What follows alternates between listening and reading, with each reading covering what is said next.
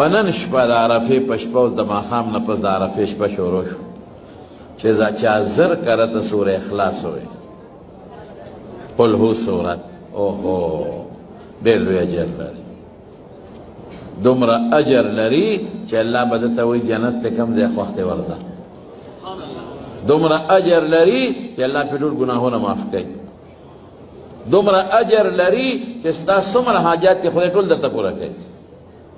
دومره اجر لري چې ته ووایې او ته وایې چې پروردګاره زه غواړم دا شی الله وایي وغواړه چې در فوراً پوره کړم اوس ډېر لوی اجر لري نو زما ګمان دا دی دومره ټایم پرې نه لګي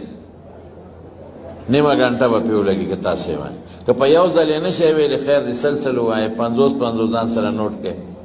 په نن شپه کې به دا مهرباني وکړو انشاءالله العزیز